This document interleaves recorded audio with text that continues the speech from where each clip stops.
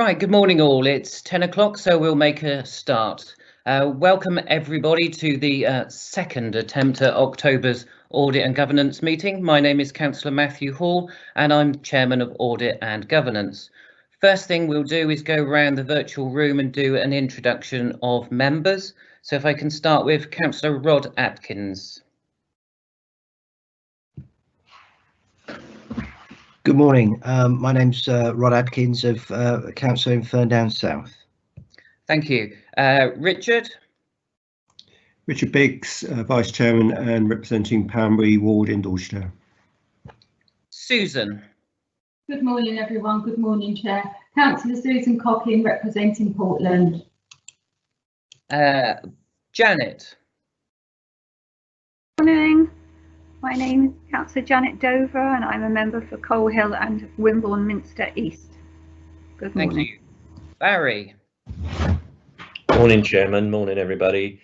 I'm the ward member for St Leonard's and St Ives. Thank you. Mike. Morning, Chairman. Morning, everyone. Councillor Mike Parks, Ferndown North. Has Councillor Bill Pipe managed to get in now? Yes, I have, Chairman. Good morning, Bill. Good morning. Councillor Bill Pipe, member for the Litchfields and Upton. Thank you. Claire? Morning all, Councillor Claire Sutton, Rodwell and Wyke in Weymouth. Thank you. And now on to the officers in the virtual room. Aidan? Yes, good morning, everybody. Aidan Dunn, Executive Director of Corporate Development and Section 151 Officer. Jim? Good morning, members. Morning, Chair. Jim McManus, Corporate Director for Finance and Commercial. David Wilkes. Good morning, everyone. It's David Wilkes, Service Manager for Treasury and Investments. Mark Eyre. Morning, everybody. I'm Mark Eyre and I'm the Service Manager for Assurance. David Trotter. Good morning, David Trotter, Risk and Resilience Officer. David Bonner. Good morning, everyone. I'm David Bonner, Service Manager for Business Intelligence and Performance. Bridget Downton. Bridget sends her apologies, Chair. Thank you. Sally. Good morning, everybody. Sally White, Principal Auditor, Swap Internal Audit Services. Rupert. Good morning, everyone. Rupert Bamberger, Assistant Director, Swap Internal Audit Services. Teresa. Morning, Chair. Morning, Councillors. Teresa Levy, Executive Director for Children's Services. Thank you very much. If there are any other officers who I haven't mentioned, I'm sorry, but you're not on my list. When it comes to your turn, if you're going to speak, can you just give a brief introduction? OK, so we move on to agenda item number 1, which is apologies, please, Fiona. Councillor Bill Trite. Thank you. Item number 2 is the minutes of the last meeting. Can everybody please confirm that that is all OK? If you have any issues or any issues of clarity, can you please put it in the chat bar now?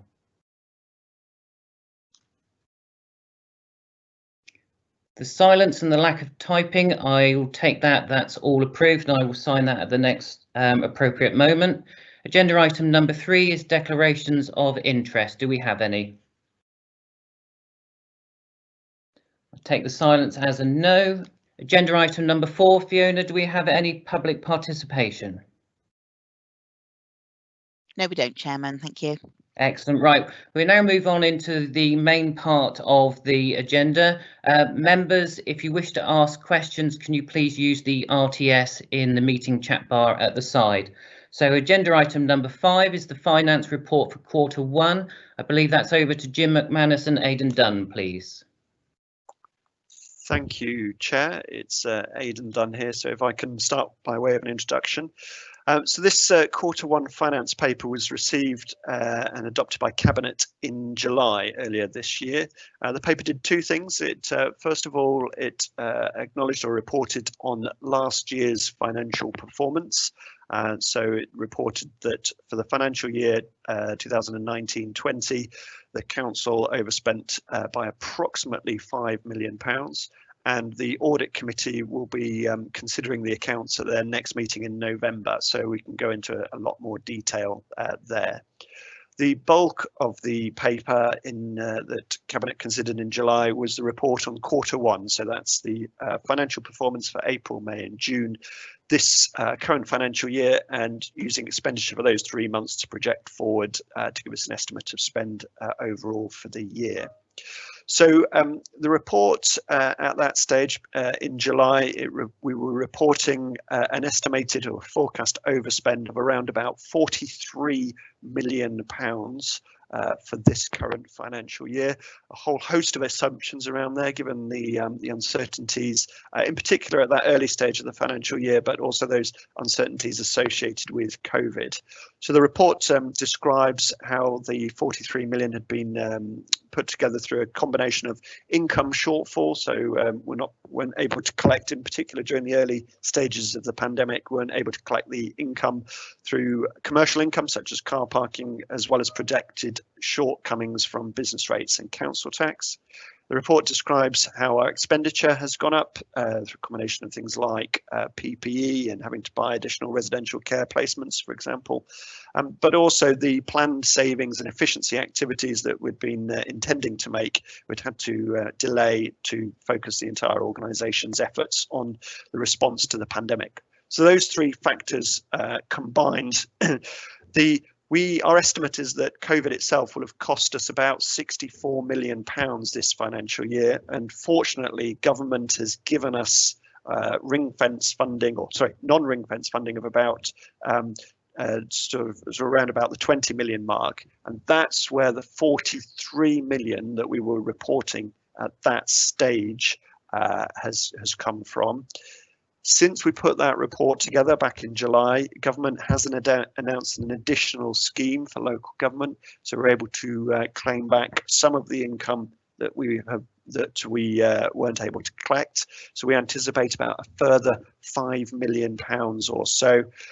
So all in all, what we reported last week when we went to Cabinet with a more general finance report, we think we're nearer the £35 million overspend mark for this financial year. So clearly I'm trying to bring you up to speed from the Q1 report. So 35 million is our current forecast overspend. So two things to note in association with that. First of all, still remains a whole range of assumptions around that, and we'll provide an update for the Q2 financial performance next month at the November Cabinet meeting. But if the overspend is 35 million, as we're currently anticipating, that will be covered by our reserves this financial year. We're in the fortunate position that we'd set aside around about £14 million for the high needs block funding that we won't necessarily need to spend on that in the future following guidance from government. So we can use that to contribute to the 35 million. And then we've got some other non-earmarked reserves that we can use to fund the balance of that 35 million. So the situation for Dorset Council is a significant overspend predicted for this financial year, as have many other local authorities. We can cover it from reserves this year, but next year is proving to be a real challenge. And so the paper describes, goes into a lot more detail around that, and myself and colleagues are happy to discuss that, take members' questions. I'll hand back to you, Chair. Thank you very much, Aidan. So the first question comes in from Councillor Mike Parks, please. Thank you, Chairman. It's a two-part question, if I may. Thank you, Aidan, for the update. Just want a bit of clarification on the 35 million overspend and whether that takes into account the lost income from our revenue streams. And if so, what sort of amounts are we looking at? And the second part of the question is based around what are we doing to mitigate if we don't get money from central government, excepting we're taking out of reserves for this financial year, but what about moving into next financial year? Thank you. Okay, if I could respond, Chairman. Our estimate when we currently around that lost income is around about 35 million for this financial year. So that's, I appreciate that we're reporting 35 million overall, but 35 this financial year for lost income, a lot of which is offset by government funding. That lost income, it's a combination of things, as I said, sort of council tax and business rates, and we're clearly monitoring how much we're collecting on a month-by-month basis, and as we anticipated, the position is deteriorating as we go through the months. Car parking income, clearly when many of our car parks were shut at the beginning of the financial year, we were unable to collect income, although things have picked up clearly once the unlock happened. And then we've got other sort of commercial income streams as well that we haven't been able to collect. So lost income was an issue, but clearly part of it is sort of a COVID related direct blip, as in the car parks are shut, we can't collect the income. But then what we're, as I say, picking up is these longer term trends as businesses are unable to pay their business rates and council tax collections declining as people are struggling through the COVID response, and who knows what will happen over the coming months as well. In terms of preparing for next financial year, we've put together, Cabinet considered a report last week that laid out a financial framework as we go towards setting a balanced budget in January and February next financial year. But essentially there's two elements to it in terms of closing the gap. We know there will be a significant financial gap. We're looking to close it through tactical savings, which essentially efficiencies that we're identifying as we continue to bring the councils together following the unitary status. So, for example, fewer ICT systems, that sort of thing, and removing a number of staffing posts that we don't need. And then, secondly, we're really pushing hard on our transformation program as well to improve the way that we provide services at a lower cost. So it's a combination of sort of efficiency savings and transformation is how we look to close that financial gap in order to set a balanced budget next financial year. Thank you. Did you want to come back on anything, Mike? No, that's great. Thank you, Chairman. Thank you, Aidan. Thanks, Mike. Next question comes from Councillor Susan Cocking. Thank you, Chair. My question is about, I couldn't see anywhere in there about school transport. I understand the need that we need extra school buses and coaches to transport the children for COVID reasons and in their support bubbles. But I just wondered what the current cost was and what would it be till the end of the financial year? Has that been budgeted? And also, has there been an increase or a decrease because of confirmed cases in the schools, which has happened recently? So I don't know whether parents are actually wanting to take their children to school, but I just wondered what the impact on the budget this has had. But I totally understand the reasoning and the rationale behind it, but I just wanted some figures on how we stand financially on that. Thanks, Susan. Have we got Mark Blackman on line to give an answer for that? Good morning, Chair. Yes, I am here. Two parts of the question there. Initially, we are in receipt of additional funding from central government to cover the additional transport costs that we've got, and there is ongoing dialogue with the DFE around potentially and DFT around potentially carrying that on during the academic year. Clearly, they're evaluating need, but at the moment, our additional costs largely sit within the size of the grant that's been provided. We will be relying on that going forwards. And the second part is there aren't that many people who've chosen to transport their own children to school.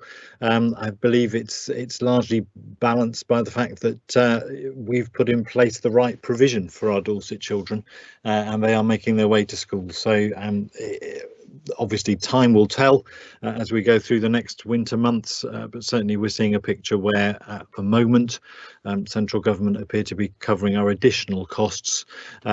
We of course still face the challenge of a rural county and the cost that we have for transport full stop being high, but that also is a work in progress. Thank you. Is that all okay, Susan, or did you want to come back on anything? I just wanted the figure, whether there is an actual figure that Mark has actually got, a figure that we've actually spent and what potentially we could spend. So the grant from central government so far has been around 330,000. Sorry, would have been nice if it was 330 million, wouldn't it? 330,000. We have spent about that, and we're using some other government grant money for little bits and pieces, really. If we model that out to the full academic year, that would look around 2 million for the whole year, but obviously that would cross 2 council financial years. Okay, that's lovely. Thank you, Mark. I'm glad the slip was million. Yeah, it'd be lovely, wouldn't it? Yeah, thank you very much. Thanks, Susan. Next question is from Councillor Claire Sutton. Thank you, Matt. It's 3 separate areas. Shall I ask them one at a time or all together? Yes, please. Yeah, one at a time, please. Okay. The first one is about the projected overspend in adult services, half of which seems to be business as usual, half of which seems to be COVID related. I suppose what's concerning me especially about this is obviously the longer the pandemic goes on, the greater the cumulative mental health and physical health impact. So whilst this already looks quite bad, I'm sorry, it's a bit pessimistic, but obviously it would appear that we're looking at this situation getting worse. So I suppose I want some reassurance that that is being factored in one way or another. Okay, I think that's either for Aidan or for Jim.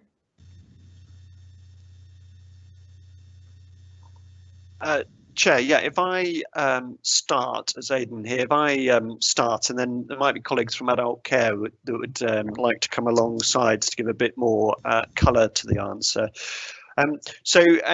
When we set the budget at the beginning or prior to the start of this financial year, we did factor in an increase for both the price and the level of demand for adult care services. So we put in, and that's our demand forecast.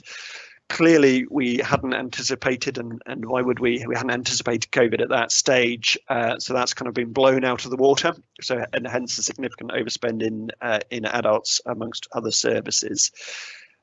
For next financial year, we've done the modelling for estimated cost of demand next financial year, and have factored that into identifying the budget pressures and the gap for next year. And the challenge is, if we think adults is going to cost at a certain level, how are we going to fund it? How do we live within the money we've got available? But we've certainly done some modelling around that, so we're anticipating a degree of continuity of sort of the COVID legacy, if I can describe it that way. I'm not sure if there's a colleague from Adult Services on the call that could provide a bit more detail of actually what it's like in terms of levels of demand, and in particular around mental health services. Is Vivian on the line, or Tony was on the line actually as well? Hi Aidan, yes, I'm on the line. Good morning everybody. In terms of general demand, I mean, obviously mental health is a significant area which we've been monitoring quite heavily. And whilst in terms of Mental Health Act assessments, and obviously at the more sort of tipping edge point, it's we're seeing small increases, but it's actually a lot of the general mental health sort of below that level where we're seeing almost double the numbers coming through. So that's really putting a huge demand on our team. I think in terms of the question of how we actually manage things moving forward, yes, we have got a transformation plan in place, but there are some opportunities, I think, that have come recently through as a result of COVID and have been escalated. So, for example, the Home First programme, which supports individuals to obviously return home after a period in hospital, etc. The trend previously was very much around discharging people possibly into residential care, which is obviously a lot more expensive, but also you don't actually optimise people in a residential care home the same way as you do in terms of their health and their well-being being back at home. So the Home First programme actually went live last week, and this was part of our transformation. It's been part of a social care aim anyway. But what we will actually see from that point of view is a significant step change in how we're working. And that's where a lot of our work in terms of how we're transforming services more around the community rather than actually concentrating on the hospital venues will really begin to have some benefit. I think the other side of things is when we start looking at residential and high cost nursing, we will always have a need for the higher cost placements where people really do need that support. But we are seeing a huge trend both in people that we fund and in self-funders of people sort of choosing to not want to go into a residential setting. We were seeing a trend beforehand of about 6% reduction per annum. This is amplified through the fact that, I mean, at the moment, or at the point this report was written, we would have had probably around 500 empty beds in the Dorset area. So providers of residential care are very much reducing their bed count, reducing their capacities, because the trend has changed. And I think with the hospitals and the whole system working differently together now, that gives us a huge opportunity to do things differently. Thank you, Tony. Did you want to come back on anything, Claire, or do you want to move on to your second question? Well, just briefly, that's really helpful. The Home First programme and that trajectory of people, increasingly wanting care at home is really interesting, isn't it? As an upshot, and obviously it is. It's a huge benefit. Yeah. Okay, that's great. The second one is the dedicated schools grant. Now I understand, I think I understand. I've been asking questions about this for ages. Why it appears to sit on our balance sheet, but that it doesn't belong to us as an overspend, effectively, or as a liability. So just reading it says so the ongoing DSG deficit liability sits with schools. What I'm really concerned about with this is that if I was a head teacher of a local school, that at some point I'm actually going to be asked to find this money from my budget, in order to fund the deficit. And I know there was some conversation around budget set in time about actually the DFE absorbing the deficit. So the question is, does this deficit belong to DFE, or does it belong to the schools? Because obviously schools are right under the cosh at the moment, and the fear of having to somehow recoup this money, it could be awful. Thanks, Claire. I don't know if that's for Aidan or for Mark Blackman. Can I ask my colleague Paul Ackroyd to give the finance response? Then I think if we could go to Mark straight after for a school's perspective would be really helpful. Okay. Thank you. Morning, everyone. Paul Ackroyd, finance partner for Children's. It's a very interesting question, and it's not really quite like anything else we've ever seen before. So as was pointed out, it's a deficit which sits on the council's balance sheet, and yet the government have made it very clear that that debt sits with schools in the wider sense. Now that was announced back in spring, probably about the time that we went into lockdown.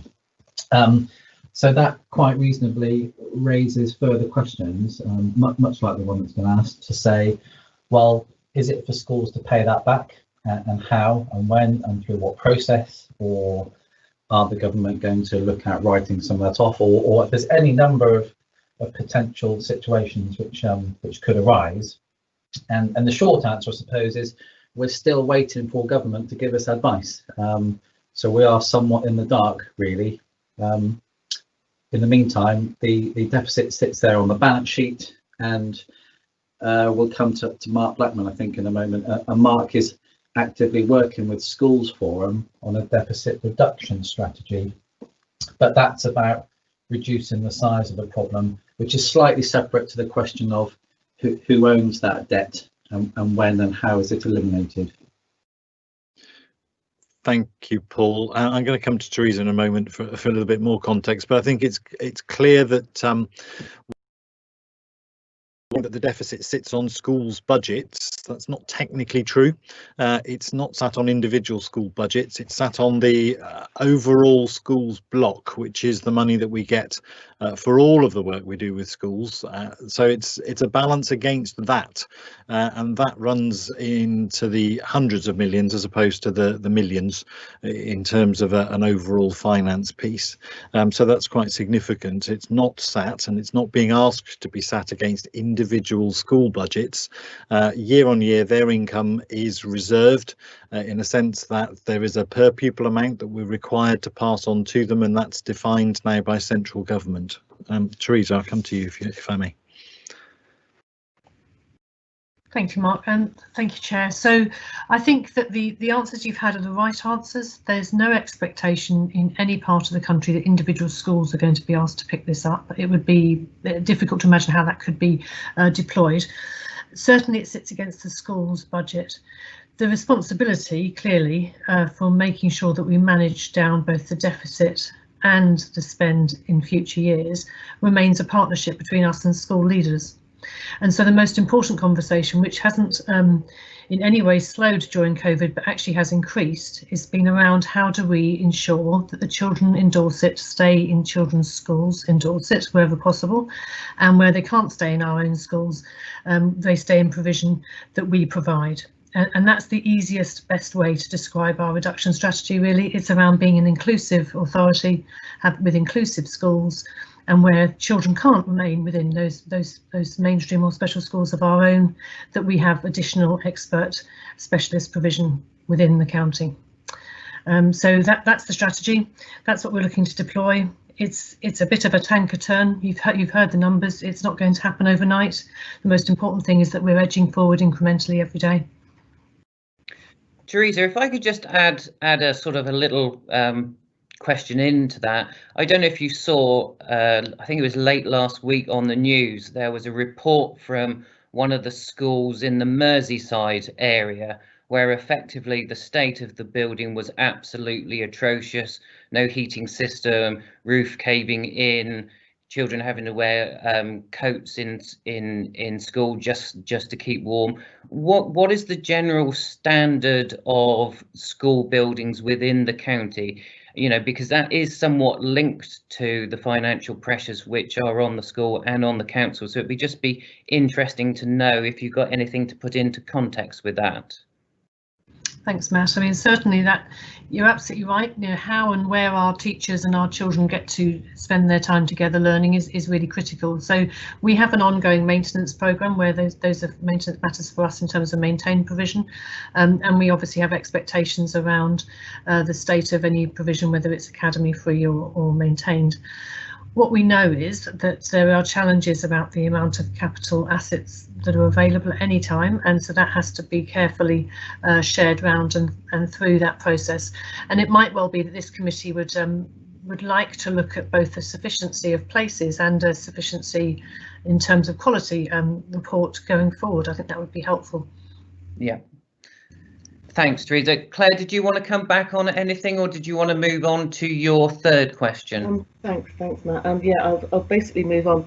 But it seems that the whole situation with the DSG is that we have, I don't know, carrots but no sticks. But you know, we're doing everything we can. But from a school perspective, you just still remain. It's a very uncertain position, I think, isn't it? But yeah, moving on to the last one. Struggling between screens.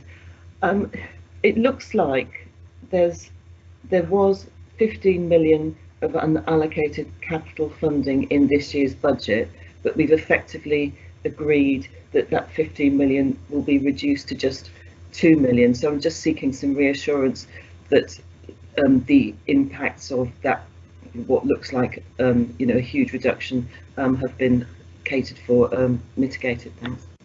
Thanks, Claire. I think that's over to you, Aidan. Can Jim take this one, please? I'll go on then. Morning all. I think it's just because Aidan wants to see me wearing a tie again, twice in 8 months, Aidan. Yes, thanks for your question. The appendix in the cabinet report just shows the additional out of the 15 million that is being asked for cabinet approval at the Q1 stage. So more of that 15 million has actually been spent, not quite the full 15, but there'll be another update in the Q2 cabinet report. So I'll pull together information on the total that's actually been spent. But that 2 and a bit million that's in the appendix to Q1 is just a request for approval of some additional funding there. So there was already some sufficiency money for children's services, 4.25 million or thereabouts, that had gone through prior to that. So I'll pull a cumulative position together for you and circulate that for the Q2. Thanks, Jim. Is that all okay, Claire, or did you want to come back on any point? No, that's fine. Thanks very much. Thanks. Thanks, Claire. OK, next councillor's question is from Councillor Richard Biggs. Thank you, Chair. If we weren't in the dreadful situation with COVID, we would be faced with just looking at the business as usual overspends. And so I would like to park sort of COVID to one side. I think that's it's not really under our control, and we've discussed that at length. But it seems to be around the modelling. You know, business as usual seems to be underreporting or underestimating our demand. If we were sort of applying 3-point estimating, I think we're putting the minimum every year, and this is carried over from the previous, from Dorset Council, obviously with the biggest demands being from children and adults, and it still seems to happen year after year. I just don't know what can be done to improve this modelling. You know, we have really good explanations every year from senior officers as why it's happened this year. I guarantee we'll be in the same situation next year, and I don't want us to take our eye off the ball because COVID's obviously a big distraction. That something seems to be fundamentally wrong with getting this modelling wrong. I wonder if anyone can advise on that, please. Aidan or Jim, did you want to take that one on? If I could start, Chair, it's Aidan. If I could start and then perhaps hand to colleagues in adult care. So the financial modelling, I touched on this a moment ago. Financial modelling, you know, at its simplest, it's how many more customers will we have next year, and what level of complexity, and therefore what will they cost? You know, that's the simple modelling. And so to assess that, we have to take account of demographics, we have to take account of historic trends, but in particular, we have to take account of the adult care strategy, about what sort of customers, what settings are these customers going to be supported in? Are we going to be supporting them in residential care, which is relatively expensive, or is it moving more towards a home care model, which Tony was alluding to before? So the principle of we do need to get better, and we do want to get better, and it's an area that we're concentrating on from a finance and a performance team to help adult care with their modelling and thinking. But it is complex. It's we're talking to other local authorities about how do they do it, and see if we can learn from them, and we haven't got it as strong as we need to get it yet, but it's kind of more of an art than a science as well. So if I could hand over to adult care colleagues who may be able to sort of elaborate a little bit further. Yeah, thank you, Aidan. Hello everybody, it's Jill Vickers, Interim Corporate Director of Adult Social Care. Really good point, and we know two things. One is that the only way to manage demand is to put more investment into prevention, which is what our A Better Life transformation programme is all about. So we've had a bit of a kickstart. The one positive, if anyone can talk about positives with COVID, is that what it has done is it's brought the community together to respond and shown us that we can actually support more people to be living independent lives in the community, and that enables us to work on the prevention side of things. So taking a strength-based approach. At the moment, an awful lot of local authorities take a very traditional approach in assessing people's needs, which is what can't they do, and then prescribing care such as domiciliary care or residential care. A strength-based approach takes a completely different look at people's needs. What it does is talk to them about what are the real issues for them at this moment, what network of support do they have, whether it's friends or carers or the local community, how can we tap into that, so that in statutory authorities, the only bit that we provide is the really important gaps where there is no provision. However, that's a huge cultural change, and it requires a lot of support to the community to help them and make sure they're sustainable, and to help small micro organisations to change their business model. But what it will do eventually is to slow down the stream of people coming into adult social care. I hope that makes sense. Tony? Thank you. Yeah, I forgot to introduce myself last time. Tony Meadows, I'm the Acting Corporate Director for Adult Social Care Commissioning. Jill's just given obviously a breakdown of sort of some of the things around prevention, etc. But I think one of the key things as well when we're looking at the data is understanding that we can look at the demographics, but because there is an eligibility threshold for adult social care, which is usually set around a means test, etc., and a level of need, we can extrapolate those sort of figures from the demographics, but we're always going to get, shall we say, the unknowns And this is where we have, for example, a huge population in Dorset of people that self-fund their own care, who don't necessarily hit our thresholds and don't necessarily come to our front door unless their own personal assets drop below a certain point, at which case that's the first contact we have. And one of the things we've seen very much over the last couple of years, with the cost of care going up, individuals, especially if they go into residential care, where their assets, their own personal assets to be able to pay, drop below our threshold. And then obviously that's the first point we get them, and they're actually in an expensive placement already. One of the things that we're doing, and we sort of, I suppose, know differently now, is COVID, and I do have to bring COVID into it, because we were working with a lot of different people, and more broadly, a lot of different organisations, not just the people that we're usually working with. So it's actually improved some of our data flow from that point of view in terms of understanding the population in a different way. The other side of it is, when I was talking earlier, I mentioned the Home First agenda. Now, normally when somebody's being discharged from hospital, in the past, we would only be looking at those individuals that potentially had a social care eligibility. What we're seeing now, though, with Home First is effectively for the first 6 weeks on discharge, everybody will be treated the same. So effectively the support will be put in, etc. That's some of it's obviously funded through ourselves, through the Better Care Fund, some of it through health. But what it does mean is some of those people that may be going off and making their own arrangements, we will actually know more about them. So we will be able to actually factor some of that into our projections and how we work in the future. Thanks, Tony. Richard, did you want to come back on anything? No, it's, you know, again, it sounds all very positive. I look forward to the future, the results next year, perhaps. Thanks, Richard. Aidan and Jim, I would ask one thing really as the council moves forward with regards to these reports. As Richard mentioned, you know, we got a quite clear gulf between the overspend, which is day to day, and the overspend that is linked with our COVID response. I think that separation needs to be quite clear in any future Q2 or Q3 figures, because it's got to be clear and obvious, because not all members and certainly not all residents will read through all this documentation word for word, page for page. So we need to have something which clearly labels the direction that we are heading. Could that be done, please? Yep, absolutely, we can do that. Thank you. Next question is from Councillor Barry Gorringe. Thank you, Chairman.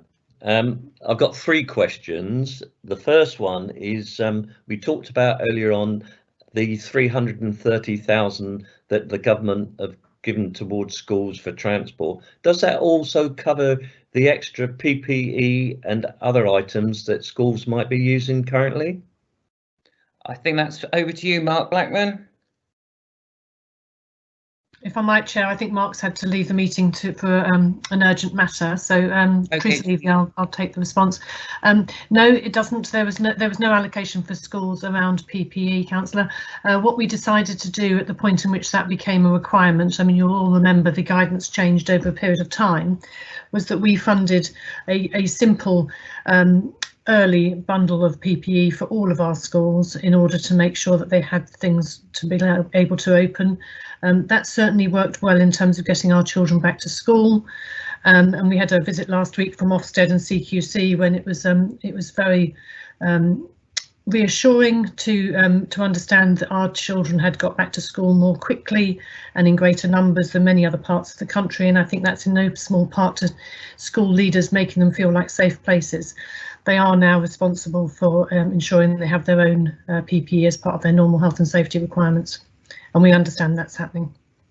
Okay, thank you for that question. Actually, while Teresa's there, I've got another question for her, actually. At the end of June, we had 199 children placed externally out of the county, which was causing us an overspend of over 5 million.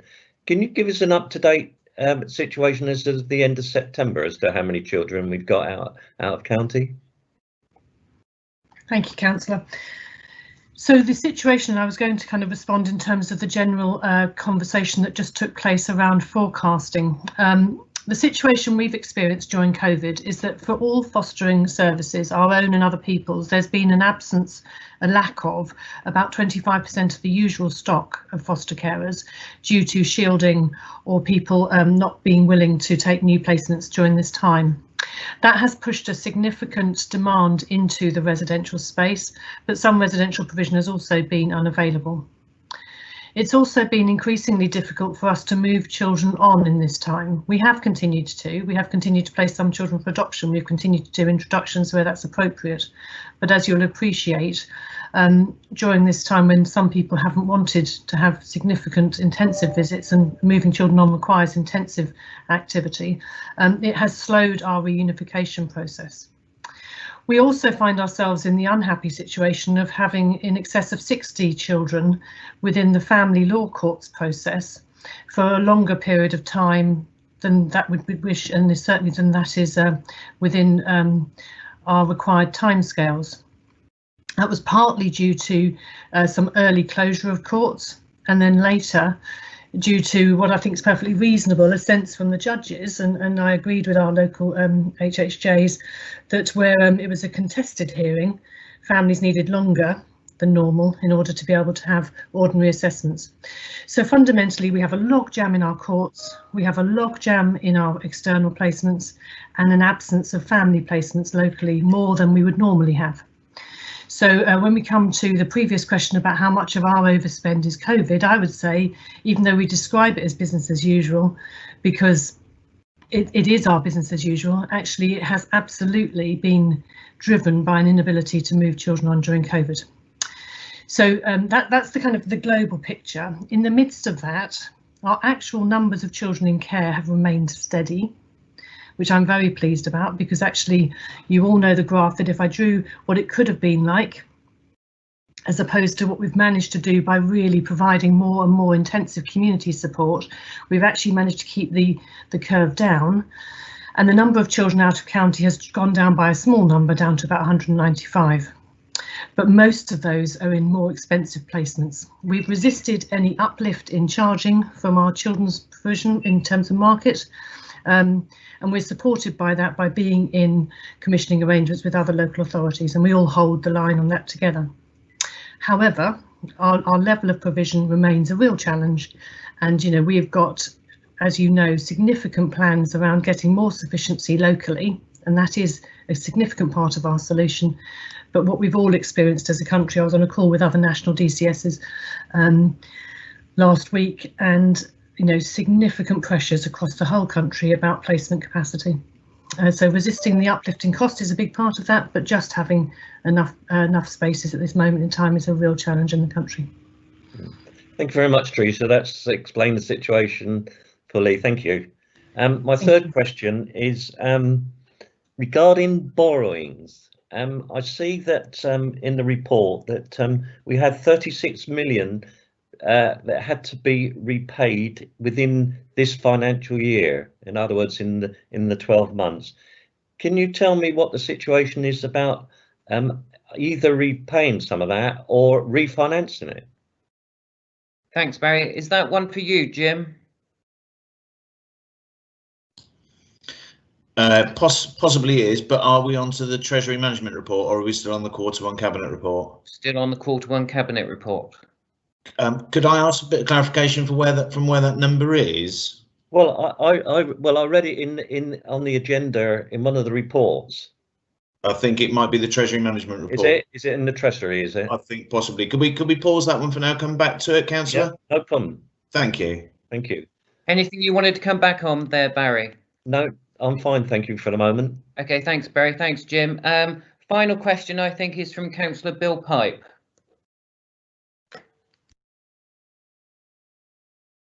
Are you there, Bill? Yeah, bit of a thick finger, I'm afraid, on the camera and the and the microphone. As there's no opportunity on the agenda to re-ask a question which I asked in the August meeting and received no answer to, is it okay if I ask my question again, please? Yes, of course you can. Thank you. Can I ask Teresa how progress is being made on furthering the applications for our migrant looked after children, to which Dorset Council, of course, is the corporate parent, in respect to their assumed right to remain in the UK before we leave the EU. That would be an assumed right to remain. I beg your pardon if I didn't say that. Over to you, Teresa, if you could. Thank you, Chair, and thank you to Councillor Pipe. So we have been part of a national survey around the outcomes and the individual planning for a range of our children who came to us as unaccompanied asylum seeking unaccompanied minors. Each one of those children has an individual plan of support around that from the PAs, so they have access to a care leaving service in the same way as any other children who have been in care have access to a care leaving service, and that care leaving service is supporting them with their applications where that's appropriate and supporting them in a range of other ways. It would just be helpful for me just to maybe alert councillors and the committee to a real challenge again across the country, which we are presently being invited to support. So Kent declared a local critical incident where they are no longer able to provide accommodation for any unaccompanied minors, I beg your pardon, coming into the country via largely boats into the Dover area. Portsmouth have just declared the same last week, and I understand others will be just about to do the same too. What that means is that we're finding ourselves in a position where the Home Office and the Department of Education are asking all local authorities to consider how many children they could support who can no longer be supported by these most frequently occurring ports of entry. And we were able to support with that request in the number of 5 young people last month who came to us and are now housed within the Dorset area and are now additional children in care. We have been subsequently asked to support further, and at the present time, with the placement position that I've just outlined, I haven't been able to be in a position to do that. We are expecting there to be a national scheme where young people are shared around the country in a more kind of centralised position, but we're waiting for a decision on that at this point. But I just wanted to kind of update members on where we are. But absolutely, Councillor Pipe, we look to the individual care planning and support for those young people to look at immigration status as being part of their care planning. Did you want to come back on anything, Bill? It didn't quite answer the question, but it's a difficult subject, as we all know. But I think it's answered sufficiently for me to go away and say thank you very much, Teresa. Thank you. Thanks, Bill. Question from me, Aidan and Jim. The forecasting with regards to the overspend, are we basing that on any thoughts of a second wave and that type of thing, and how that might affect income, that type of stuff? Or is your forecasting at the moment just based on the situation as of now? Thank you, Chair. So this forecast was based on the first 3 months of the year, and so we put it together during August when things were looking rosier. But there was a huge degree of uncertainty, so we hadn't necessarily built in a second wave, a second spike of COVID when we put the forecast together. But also in those variables, we didn't know whether the government was going to be giving us any extra money, and indeed they have. We've got that extra 5 million that we'll be able to draw down. So when we put the assumptions together, we hadn't planned on or anticipated a second wave, but there's a whole load of other variables and assumptions as well, which is why it's particularly difficult to predict and forecast. Every council across the country is grappling with this, and the Ministry of Housing and Local Government is collecting a monitoring return every month where we're able to compare and contrast our modelling and assumptions as well. So no planned second wave when we pulled this report together. When we're currently pulling together the Q2 report, and we'll use that on the best information we've got available at this point. Okay, thanks, Aidan. As there's no other questions from members, that agenda item was just to note and to ask relevant questions. So we will now move on to agenda item number 6, which is the Treasury Management Annual Report, and that's over to David Wilkes, please. Thank you, Chairman. So the Council follows the SIPFA Treasury Management Code, which means that we need to produce an annual strategy, which needs to be approved by the full Council, usually alongside the budget in February. Officers then produce a mid-year update against that strategy, and then an annual review of Treasury Management, which is this report you're considering today. This is also the first annual report for Dorset Council, so first year of Dorset Council. Because we follow the SIPFA code, this does unfortunately mean that this paper is quite long and technical, but we try, as officers, we try our best to try and improve on that reporting to make it as user-friendly as we possibly can. We also welcome any feedback from members, and we try to provide training sessions for members on a reasonably regular basis. So the last training event was in January earlier this year, and I think prior to this meeting the chairman asked if perhaps it might be useful to arrange another training session for later this financial year as well. So I wanted just to talk about some of the key metrics in the report. I don't know, Kate, if it's possible to move forward to paragraph 13.1, to table 1. Thank you. So there's a summary there of the kind of key treasury management metrics for the year. So the capital financing requirement, or the underlying borrowing requirement, has increased over the year to 320 million, up 12 million from the starting point. Over the same period of time, our total external borrowing debt has reduced from 263 to 243, so down by about 20 million pounds. But also you'll see there that the internal borrowing figure has gone up from 45 to 77 million pounds. So the internal borrowing is basically using, in simplistic terms, is using reserves to offset our borrowing requirement as opposed to investing those reserves. So you can also see that there's a reduction in the cash and investments figure for the year as well, which is kind of like the flip side really of increasing your internal borrowing. Kate, would it be possible to flip forward again to 16, paragraph 16, table 5, please?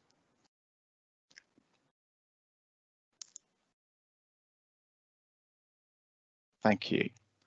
Oh, thank you. So that summarises the position in terms of the top two lines summarise the position in terms of interest payable on our borrowing against budget, and also our interest and investment income that we received during the year, which gives a net position of 3.8 million pounds. But the figure that I really wanted just to talk about was the big figure on there, which is the unrealised loss of just shy of 9 million pounds on our investments. So the council has investments of approximately 76 million pounds in a variety of pooled investment vehicles, which are corporate bonds, government bonds, equities, property, and so-called multi-asset funds, which cover a range of those different asset classes. We clearly saw some big falls in markets as a result of COVID-19 in the last 6 weeks of the year, which saw the value of those investments fall by 8.8 million pounds in that last period. It's important to stress that this does not have an impact on the general fund. It moves through unusable reserves. We also started the year on the balance sheet with unrealised gains of about 3 million pounds. So the unrealised gains in the year would have effectively wiped out that cumulative gain that we'd seen on those investments in prior years, and left us with a net position of about 6 million pounds unrealised gain on our balance sheet. We have seen markets recover to a large extent during the year to date. So as an example, the FTSE 100 fell from its high point of the calendar year in mid-January to 23rd of February fell by about a third, and to date we've seen a recovery of about 20% on the FTSE 100. So we are expecting, based on where we are at the moment, we have seen a unrealised gain, if you like, on the year to date, which would then offset that position. But as has been alluded to in previous discussions on the earlier item on the agenda, we are expecting more volatility over the remaining 5 months of the financial year. So it's really quite difficult to predict where we might be come the 31st of March on those investments. But I think I'll stress again that that doesn't directly impact on the general fund position. So it's not an additional pressure on that general fund position. When the decisions are made to invest in these kind of products, you need to take a very long-term time horizon, because by the nature of markets, there will be ups and downs. We clearly don't see movements as big as what we saw in February and March and into the beginning of April this year, but it kind of goes with the territory. So where you get into difficulties is when you're in a position where you are forced to sell those investments at a time which is not of your choosing. I think that's all I wanted to say. There was a question from a councillor on the previous item about short-term borrowing becoming payable this year. I think would you like me to try and answer that now, or yes, yes, please. Yeah. So again, this kind of comes with the territory, really. Year on year, that there was always an element of borrowing that comes up for maturity. We do have, within the strategy itself, we do have parameters that limit the amount of debt that can be repayable in any one period, to try and limit the exposure to that risk. First and foremost, we try to avoid borrowing unless we absolutely have to. So whilst there's £36 million of borrowing that matures this year, that doesn't necessarily mean that we will go out and look to replace that borrowing in this year unless we absolutely need to. Our first port of call tends to be replacing that short-term borrowing, effectively recycling that short-term borrowing by looking for more short-term borrowing. So there's a very active inter-authority market into council and into other public bodies of loaning money and borrowing money from each other for relatively short periods of time. So that at very low rates of interest. That tends to be our first port of call for borrowing money over the shorter period of time.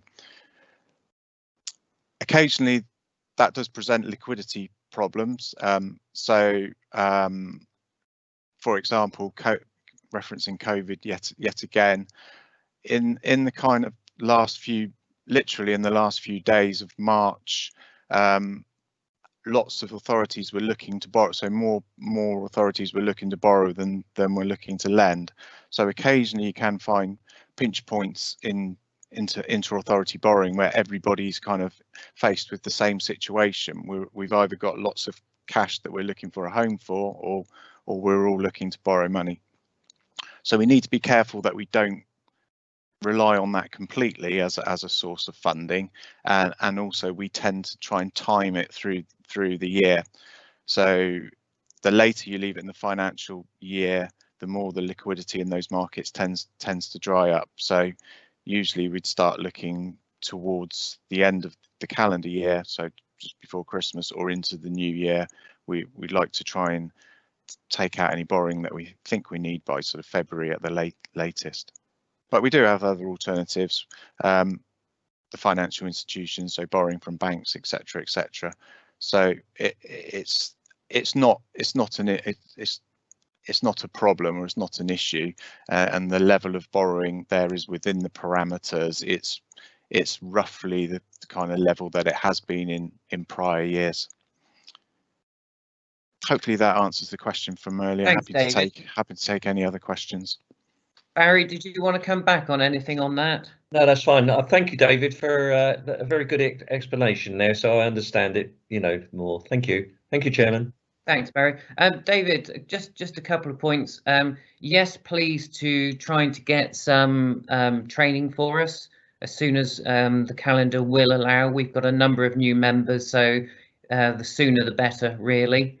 Can I just also, I know it's very difficult for you guys when you're working in an environment that you're fully aware of, but there are just a few terms that come into these reports that need a bit of explaining, not only for members, but also for residents if they're reading the papers. 15.1, a less commingled Dorset LEP balance won't mean an awful lot to most people, so that type of thing needs to have a bit of an explanation in it. If that could happen in future, please. Yes, Chairman, certainly. Question from Councillor Richard Biggs.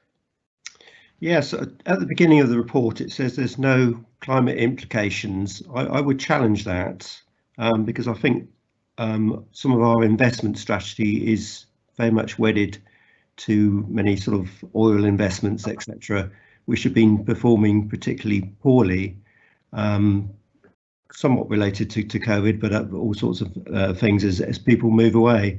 And some of the other quite mainstream funds now looking into renewable energy and some pharmaceuticals are actually, performing well over 10% during that difficult period. And I think I don't know, we're very traditional in the sort of our investments and whether we should be looking more and as part of our climate change emergency, be perhaps just slowly sort of looking at our investment strategies towards a more ethical base. Thank you, and I think you're right. I think in terms of that climate implications, it should say a bit more about what's our investments in particular. So and I'll rectify that for future reports. Just to say a little bit in there about it. In terms of the pooled investments that we have, they will have exposure to they'll have exposure to all sectors of the economy, and that will include companies that produce fossil fuels, companies that use fossil fuels. So it's something that we've had to do quite a lot of work on the pension funds investments, and I think you're right to highlight it. And I think the first step is to try and get more transparency of those investments, the underlying holdings.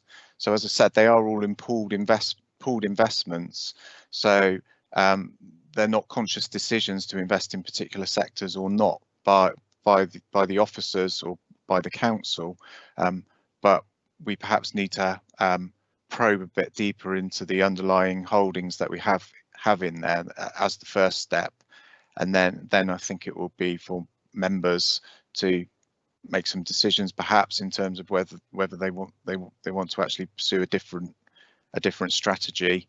And it's something that we can try and cover on the training as well. We will get our treasury management advisors to talk about it. What are the practical considerations as well to take into consideration. But this is clearly an area that's of growing importance, or seeing kind of like more people taking an interest perhaps in that. Thank you. Thank you. As I don't see any other questions coming through, David, thank you very much for this report. This was just to note and make comments, so thank you for your time. And if you could look at those sort of training and improvement sort of things for the next report, that would be really helpful. Thank you. Right, members, we'll move on now to agenda items 7 and 8. I'll put those two together because they're being put forward by the members of the South West Audit Partnership. I believe item 7, that's over to you, Sally White. Yes, it is. Thank you, Chair. this is our report, our usual update to the committee, but also includes an update on our audit planning process as well. The first couple of pages are a summary of the key issues in the report that are being drawn to the committee's attention. And in terms of planning, you'll be aware that we are aiming to take a more flexible and responsive approach. So on page 3 of the report, page 52 of the agenda pack, we've provided a representation of how our completed audits and work in progress build to provide assurance to the committee over the council's key risks. As our work in progress progresses throughout the year, we would hope that many of the red and amber areas will turn to blue to indicate reasonable coverage. We've also traditionally reported changes to the audit plan, but with a more flexible approach, we would anticipate potentially more changes. So as a result of that, we've been working on being able to provide members with access to a live version of the audit plan.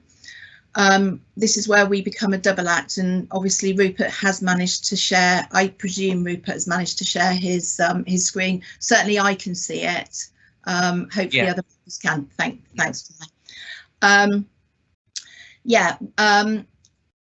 We initially aimed to use the record just to record movements in and out of the audit plan, but we've now built on this sort of initial concept so that sort of members and senior officers will eventually be able to track any audits in a live environment. If I just talk you through how the spreadsheet looks, the first tab is the graphical representation of our completed audits and how they're building to provide assurance over the key risks of the council, as was shown in page 3 of our report. The next tab shows our completed audits together with the assurance opinion, and that mirrors the table that you traditionally see at the end of our report. The next tab is called Waiting for Go Live, and this is likely to be audits that we are currently scoping. The next tab shows audits in progress, and this gives an indication with a progress bar of how close we are to reporting stages on those audits. We then have a tab for deferred audits and one for removed audits, which also details any proposed work that we've been asked to remove from our plans, together with an assessment of the impact that this removal will have on the assurances that we can provide to yourselves as members, but also to senior management of the council. The final tab details future proposed audits that either we feel should be included in our work or that's been requested by senior management or perhaps by yourselves. This was a very quick tour of this new sort of live internal audit planning record. We are currently working with Mark Eyre and his assurance team to ensure that this is held on a sort of Teams or a SharePoint site, so that all committee members and council officers will have access. Hopefully when you click on the link in the committee papers, I believe you are likely to be asked to request permission to access this, but hopefully that should be granted. Probably a sensible point at which to sort of pause and answer any questions around the document. Before I go on to any questions, I don't know whether Mark Eyre, whether you wish to make any comments at this precise moment. Thanks, Chair. Thanks for bringing me in. No, I think it's a really positive improvement. To be fair, I think it gives you far greater visibility of the audit plan, both in terms of the audits already completed and those that have been scheduled. So I think it's a really good bit of work. I think what we do need to do, though, Mark, we've got something here where in essence we're seeing audits being pulled, which obviously by the rating that SWAP is getting is causing concerns. Now we need to have something coming through to us as a committee as to the explanation as to the whys and why perhaps the council thinks that the the impact isn't quite as high as what swap feels. We need to have that, otherwise we're sort of hanging in thin air. Is that something that you could organise? Thanks, Jay. Yeah, I'm happy to take that away, and I'll liaise with swap colleagues about how we can best achieve that. Okay, thanks. Any questions from members? I think that's no. Sally, have you got any more in your report? Yes, I do. Thank you, Chair. Yes, if we move on to page 7 of the, which is page 56 of the agenda pack. This summarises the findings of the home to school transport review, in which we identified some key factors that led to the largely unpredicted overspends in the 19-20 budget. This audit's identified it as a significant corporate risk, and whilst we have confidence that the recommendations will be taken forward, we will of course be doing our usual follow-up work at an appropriate point to provide assurance to the committee that the risks have been adequately mitigated. On page 8, we detail the findings around the virtual school. Since preparing this report, we've now concluded our follow-up work, and we've seen evidence of a significant amount of work having been undertaken. And I also think it's important to acknowledge the background that the virtual school have been working on our recommendations. So whilst they've also been dealing with the sort of structural changes for the blueprint for change, they have of course been working with COVID. However, we're not yet able to provide assurance to the committee that the significant corporate risk has been effectively mitigated. We will need to do some more work in this area. However, our follow-up report's been very positively received by the new virtual school head, and we're aiming to work with her to provide support in implementing the recommendations. Moving on through the report, we've also provided an update on the follow-up of the financial reconciliations work, which has demonstrated less progress than we had hoped. It seems that progress has been hampered by the speed of implementation of a single bank account and the move from the sort of district legacy financial systems to SAP.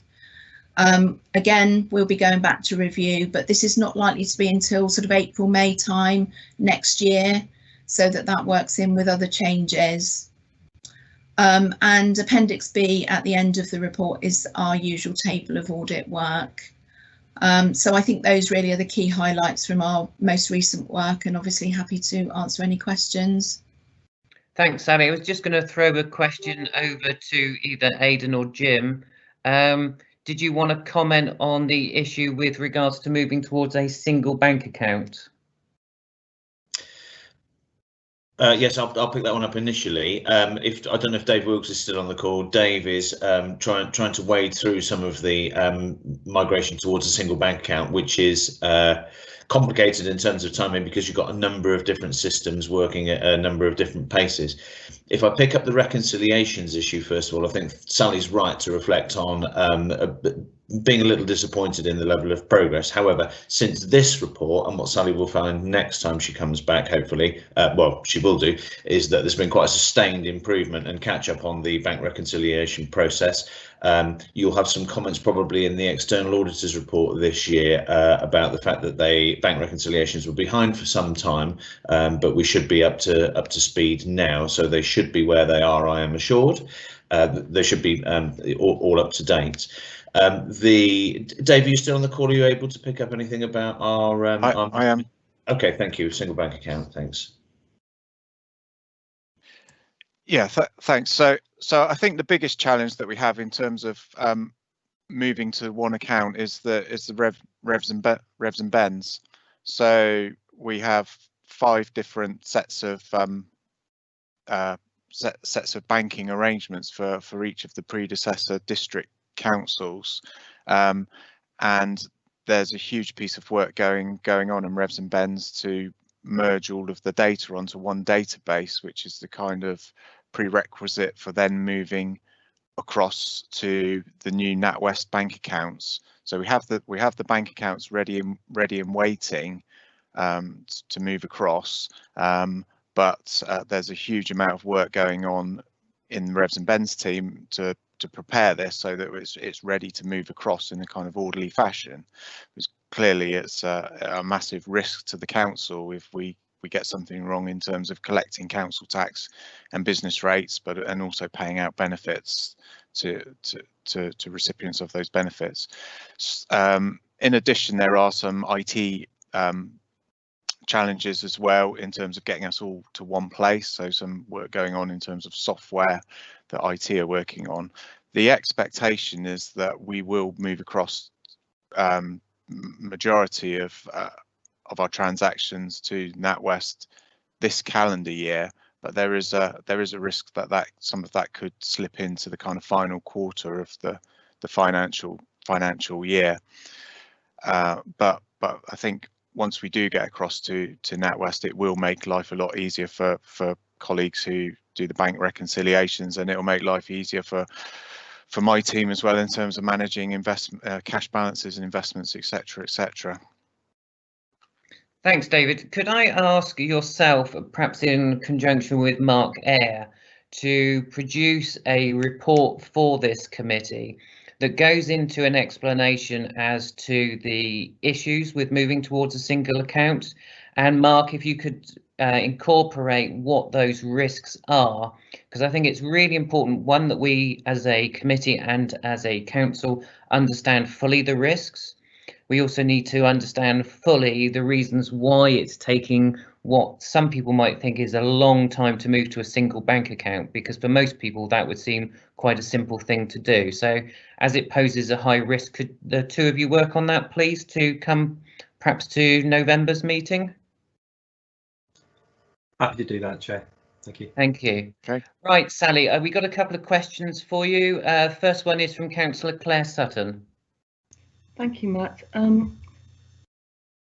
There's the reference to the unforeseen SEND transport overspend. So I suppose my comment on that is I'm really surprised it was unforeseen, given that that seems to be the situation year upon year upon year.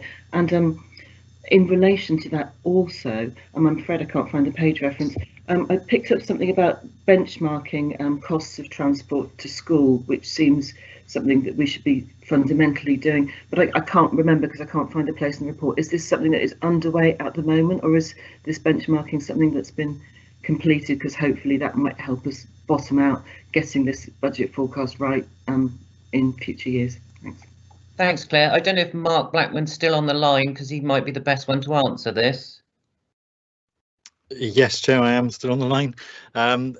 We had a number of historic issues to unpick in terms of transport with SEN and wider transport, as Claire referenced earlier.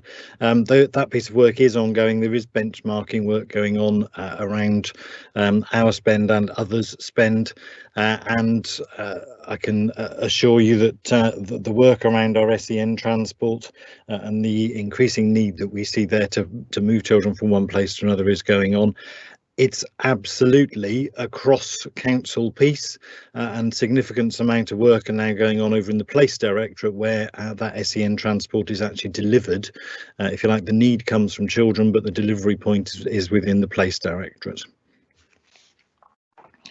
Did you want to come back on anything there, Claire? No, that's fine, thank you. Sally, did you want to make any comments on that from SWAP's point of view? No, I don't think so, Chair. I mean, the unpredicted budget overspend was obviously the key focus of our work, and it was a piece of work that actually was requested by Children's Services themselves.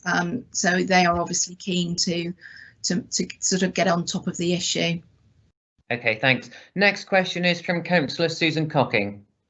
Thank you, Chair. It's actually very similar to Councillor Sutton, and it's page 62 on the agenda and page 7 of the report, and it is very similar to, I have the same concerns for Councillor Sutton, but it says about the trapeze and synergy systems to set the budget is not completely accurate, and staff have reported it's difficult to maintain accurate records within the trapeze system, and I just wondered what the council was doing about this, or SWAP, have highlighted this, and it seems to be, the whole page seems to flag up a very red issue about SEN transport. But as I say, it's very similar to Councillor Sutton, but it was just about the trapeze and synergy system, and why aren't we replacing it or looking at other systems? Is that one for you as well, Mark? Quite happy to pick that one up, Chair. Thank you. Yes, so trapeze operates within place, which is the kind of mechanical part around producing those transported children from one place to another. Synergy is the children's part of the piece. So we've done extensive work in Synergy to make sure that all of our records represent where children are actually being educated and are updated as we go along and kept live.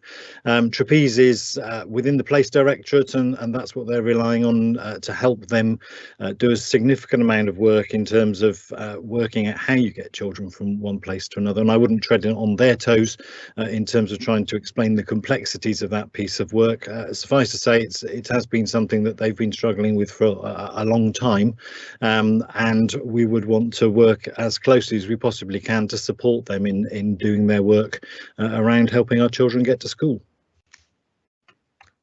Thanks, Mark. Did you want to come back on anything, Susan? Is there any timeline to sort out a new system, or is that just ongoing work? I'm not aware of any specific timeline around the trapeze system, but there is a significant amount of work going on around the whole SEN transport piece at multiple levels, actually, including councillors and officers. Okay, thank you both. So I don't see any other further questions. Thank you very much, Sally. We'll move on to Rupert for agenda item number 8, please. Thank you very much, Chair. So this is our internal audit annual report for the financial year 1920. This is a report that we're required by our standards to produce annually, and it provides our opinion on the overall adequacy and effectiveness of the Council's governance, risk management and internal control environment. And this is based on a summary of all our audit work completed throughout the year from which the opinion is derived. Our annual opinion report relates to financial year 1920, so obviously pre-COVID. We've delayed bringing it to the committee until now because of the pause in internal audit work in the first half of this financial year. But with all work relating to that financial year now finalised, it at least provides a complete picture in the period up to sort of mid-March time. I'll take the report broadly as read, but I'll very quickly just highlight sort of 4 very quick sort of highlights in the report. The first of which is obviously the opinion, the overall opinion. So we've provided a reasonable assurance opinion based on our audit work over the year, and this opinion sort of translates to the fact that most areas were found to be adequately controlled, and generally risks and well managed, but some areas require the introduction or improvement of internal controls. Second area I'll highlight the fact that there were no areas of significant corporate risk reported to the committee during the period in question, which is a positive. Obviously, there was one piece of work, the virtual school, which Sally's covered in her report earlier, that sort of spanned financial years, but we've covered that one in the first report. Third point to highlight is within the exec summary, and we have just highlighted that there have been increasing instances during the year where we've undertaken follow-up audit work and found that insufficient progress has been made in implementing audit recommendations. So we are required to go back and carry out further follow-up work. And then finally, on page 3 of our report, the case of one recommendation throughout that financial year where the risk has been accepted by management as opposed to sort of implementing an audit recommendation. The report obviously also deals all the relevant audit work that was completed over the course of that financial year, along with the respective outturn, and also Appendix 1. We've also included details of a SWAP sort of external quality assessment, along with some sort of highlight results from that. I'll leave it there in terms of talking through the paper, but obviously more than happy to expand on any area or answer any questions. Thank you, Chair. Thanks, Rupert. Before I open it up to members, I didn't know whether, Mark Hare, you wanted to make any comments. Some of this is relating to risk. Thanks, Chair. No specific comments, just really to emphasise that we are working a lot more closely with SWAP actually in terms of trying to integrate the risk management and the internal audit processes together. So hopefully making some good progress on that. And certainly David Trotter, who's on the line with me today, is doing some good work in terms of chasing through some of the outstanding audits that currently exist. But no comments on the actual report itself, Chair. Okay, thanks, Mark. Any questions from members? I'll take the silence and nothing coming through the chat bar that there is no questions. Thank you, Rupert, for your work. Both agenda items 7 and 8 were to note, so we will now move on to agenda item 9, which is the fraud and whistleblowing report, which I believe is over to you, Mark Eyre. Thanks, Chair. So just to introduce myself, I'm Mark Eyre, I'm the Service Manager for Assurance. What this report does is it provides an update on where we are at with regards to responding to the whistleblowing audit. I've set out the individual recommendations within the report, and alongside that, I've identified those actions that are actually being taken to respond to those recommendations. Going through the actual key findings that were in that audit report, recognise that whilst Dorset Council has an anti-fraud and corruption policy that was approved prior to day one of Dorset Council, there was no supporting delivery plan. So since the last verbal update to the committee, which I think was a couple of meetings back, I've set up a small task and finish group with myself and representation from HR, finance, and also SWAP have kindly agreed to participate in that. Following the first meeting of that group, the draft action plan has been completed, and that forms part of this paper. The action plan itself includes a number of things. So it's around improved communication and visibility, carrying out a fraud risk assessment so that we can prioritise our focus on training, and both of those actions are in hand. Actually, the risk bit in particular links in very much so with the next item on the agenda, and David Trotter, who I referred to earlier, he's our risk and resilience officer. He started to develop a fraud risk assessment tool, which is currently being tested with a number of service areas. One of the main discussions that came out of the task and finish group was how we get a clearer, centralised view on those things that constitute fraud. So if I think as an example, there's currently a potential that staff conduct issues that are very much managed through the HR process could actually constitute an alleged fraud. So if I think, for example, something around, say, timekeeping, and that's not currently something that comes through to us centrally, unless it's raised via one of the whistleblowing channels. The other bit I was just going to raise that SWAP have recently kindly done some benchmarking work for us, and again we'll be taking that back to the task and finish group to look at further. Which takes me on to the incidents that were reported during 2019-20, and the audit recommended that an annual report is taken back to this committee, and the paper you have in front of you today is a little bit of a halfway house in that respect. So it doesn't pick up the wider issues I just referenced, which the task and finish group will look at in terms of the wider view of risk. But what it does include are those issues that have been reported via the whistleblowing channels. So these tend to be more related to potential conflict of interest or managerial procedure issues rather than fraud, but whistleblowing does and always will include that wider spectrum. In terms of the audit itself, a follow-up audit is overdue, and I've suggested to SWAP that this commences after the deliberations of this committee. As a final point that I wanted to bring to all of your attention, and actually this is it's not reflected in the report because it's a very, very up-to-date bit, and in fact it's something we wouldn't be able to report to the committee that didn't happen.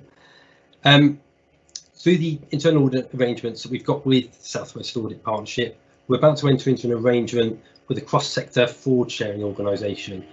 What that would do is that would give us access to match our data with a national fraud database to highlight areas of potential fraudulent payments and claims. So other councils that participated have identified some significant issues that have previously been unnoticed, and that's provided some positive savings. So I'll no doubt be able to report back further on that as that progresses, but I think hopefully it's a clear indicator of our zero tolerance for fraud. And that's it really in terms of an update on the paper. If I could I'll take it back to yourself, Chair. Thanks, Mark. Yeah, if you could update us with that last point of yours when the information is available. That would be very, very helpful. Rupert, did you want to make any comments on this from SWAP's point of view? No, thank you, Chair. I think Mark's covered it off, but obviously happy to support and help Mark in any way we can in taking this forward. Brilliant, thank you, Rupert. I don't see any questions coming through from members, Mark, so we'll take that as noted, which is the recommendation. And if you could keep us up to date with any changes, etc., that would be really helpful. Will do, Chair. Thank you. So now, committee, we move on to agenda item number 10, which is the risk management strategy, which is for us to review and comment. And I believe that's over to you, Mark, in conjunction with David Trotter, yes? It is indeed, Chair. Thank you very much.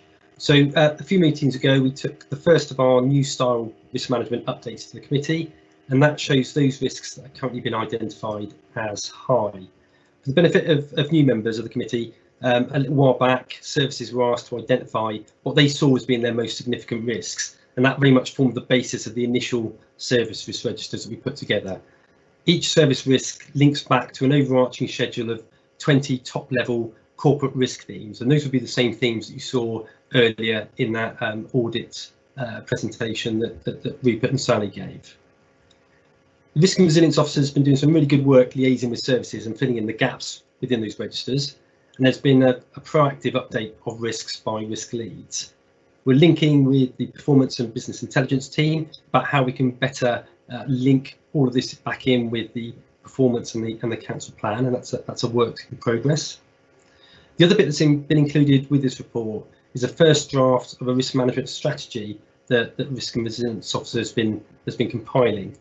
What we were thinking here is that much in the same way that the committee helpfully helped us develop our approach to the annual governance statement a few meetings back, we'd certainly welcome any committee members' thoughts on the approach that's been taken here and helping us to actually mould this risk management strategy. It has also been shared with South West Audit Partnership, and they benchmarked it really usefully with other SWAP partners, and the results were really favourable in terms of that draft strategy. So again, that's everything I was going to highlight myself, but if I present back to yourself, Chair, for any questions.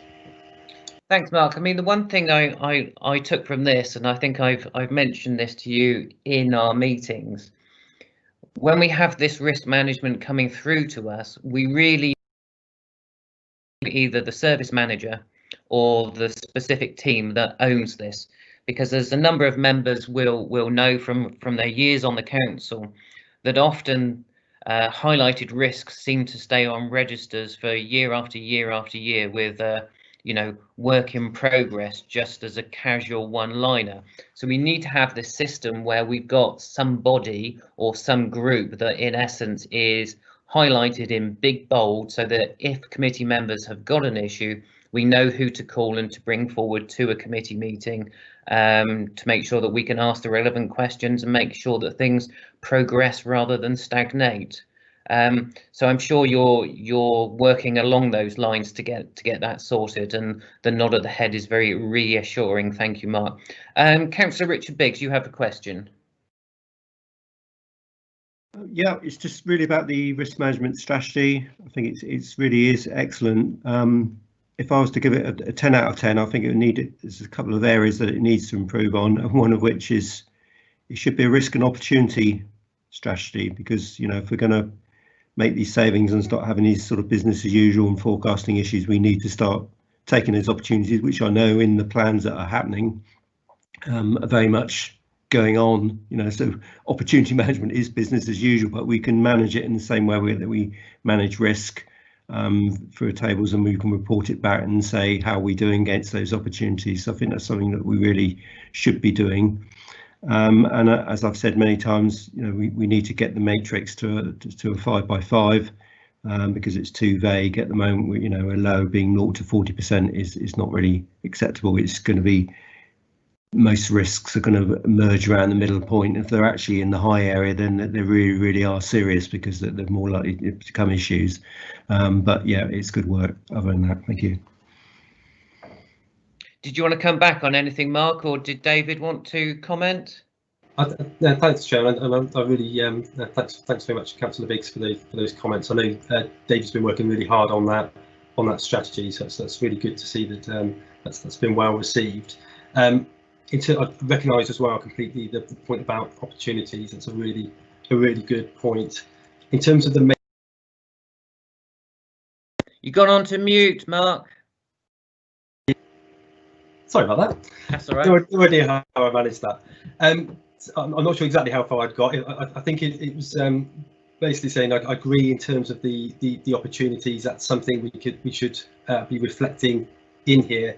The only other point I was going to mention was around the scoring matrix, and again we're in agreement about that. It was very much the early stages of when we were trying to get that initial data gathering for service risks. We looked for something fairly simplistic, which is why we went for the 3x3 model. But certainly appreciate Councillor Biggs' comments on that, and it's certainly something we're looking to develop further. So no, thank you very much. Yeah, I know, Mark, that I know it's quite something that's to Richard's heart. This changing from a 3x3 to a 5x5. You know, the 3x3 I understand is very good for capturing officers' thoughts down in an easy way, but as members we need greater detail than what perhaps a 3x3 provides. So I think we need to move forward on that sooner rather than later. No, I'm happy with that, Chair. Thank you. Are there any other questions from members? I'll take the silence as a no.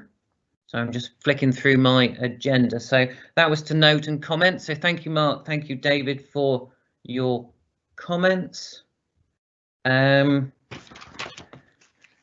Kate, could you move on to the, or Fiona, can you move on to the next agenda item on the screen? My other computer's just crashed. Right, so we're now on to agenda item 12. What's 12? Hang on.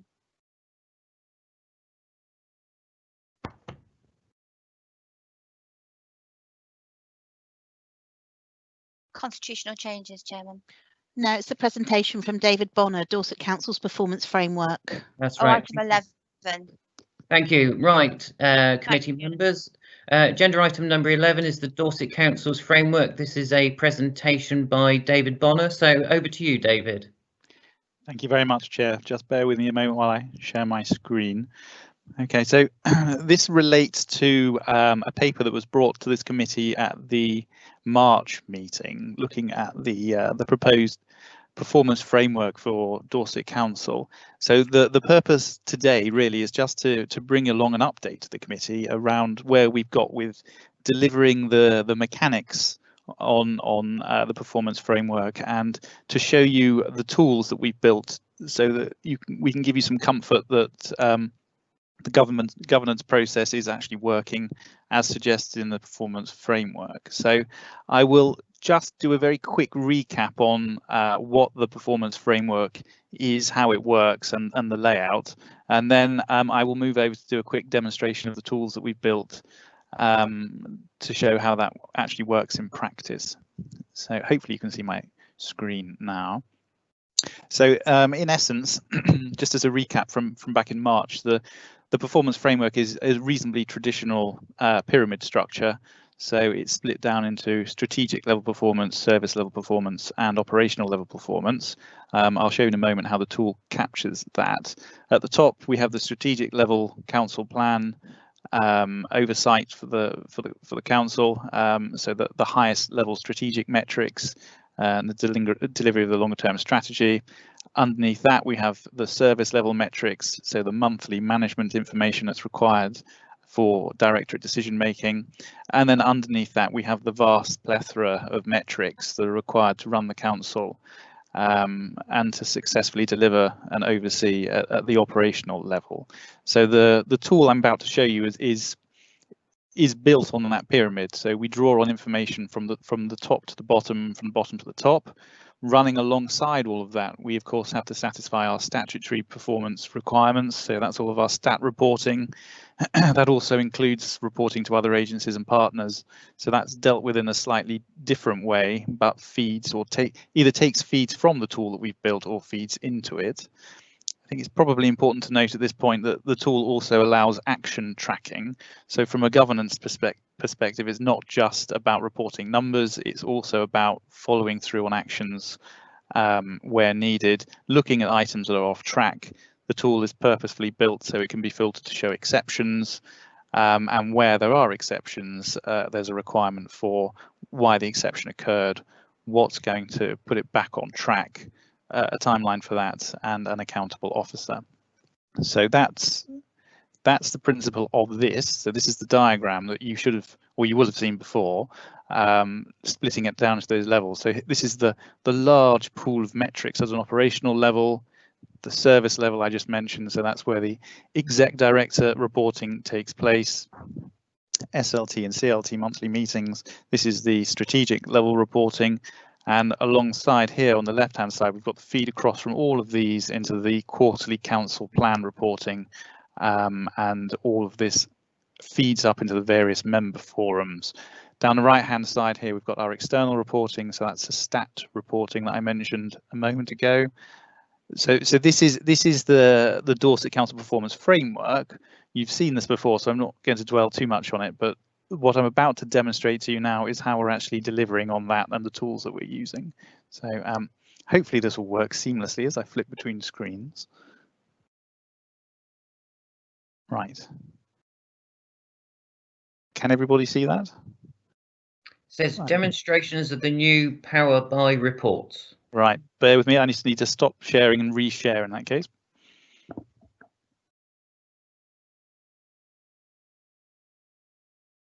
Right, hopefully that's brought something different up. Staying safe and well, suitable housing, strong and healthy communities. That's the one. Excellent. Okay, so this is the front end of the new council plan reporting tool.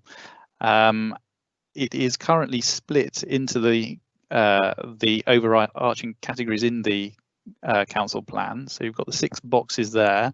The climate and ecological emergency element is TBC at the moment. So the new strategy for that is currently being looked at, and we are actively engaged in working out what metrics should flow through from that. But in terms of the principle of how this thing works, we've got the indicators underneath each of the sections. We have a RAG status for the current position on those indicators, and we have a direction of travel. So this one, for example, is showing that it's currently off target, but that the direction of travel is in the right direction. We can drill through onto some of these, onto the detail. And this will bring up the metric reference, the council plan priority that the metric relates to, the directorate that that particular metric sits in, the service within that directorate, and the actual indicator. So in this case, it's the percentage achieving expected standard at Key Stage 2 in reading, writing and maths, the month that that particular bit of information relates to, the RAG status, the current position. Some of the items don't currently have targets. We are working on that at the moment. So for the next quarterly corporate council plan report should have significantly more targets in it. And then the commentary here explaining why that is currently flagged as red. Okay, so that's the principle on how the system works. This we intend to put in the public domain. The first quarterly report was done in a very traditional paper report format. The anticipation is that this will sit on a website and people can go in and click on it and have a look at things. We can split things by directorate rather than just by council plan category. So we could look at, for example, just adults and housing. And this will bring up the various indicators that relate to adults and housing under the 6 categories. And we can also look back at previous periods. So at the moment we're looking at the August period. We went back to June. it would give us slightly different indicators and slightly different metrics. So that is satisfying the council plan element of the reporting. I was talking to you a moment ago about exceptions.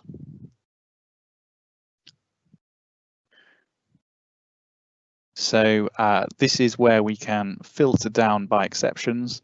At the moment, we're flagging 5 red items on the council plan reporting. If I click on that, it will bring up the 5 items that are currently flagged as red, the direction of travel, and the commentary outlining why those items are red. So the intention is that members will be given access to this tool so that you can go in at any point and click through to look at the latest information. And if we go back on the home page, it will tell you when the information was last refreshed. Okay, so that's the council plan element of the reporting. The operational and monthly element of the reporting, so the bulk of the performance framework, really the core bit, sits within here. So this is the performance leadership dashboard. This is the bit that gets taken to SLT each month. Matt Prosser and team will be able to click in on this and have a look at the overall corporate council performance. So if we click here on DC overall, this brings up a selection of balanced scorecards showing exactly what the status is across the council at the moment. Obviously, bearing in mind that this continues to be a work in progress. We have now been running this for, I think, 2 months. And the data is improving month on month. The item that tends to get used for driving the governance in meetings is, excuse me, it's this tab here. So this, in a similar way to the council plan reporting, allows you to filter across the entire council by exceptions. So at the moment, what we have here are all of the metrics across the council strategic level reporting. We can see at the moment 7 of them are flagging red for SLT, so at the strategic level. If I click on that, these will be the items that get discussed in a meeting during the month. So if you think about the performance pyramid, these will be the items that have made their way to the top of the pyramid for discussion by SLT. And we are in the process of building out these scorecards at every level within that pyramid, and the filter is upwards.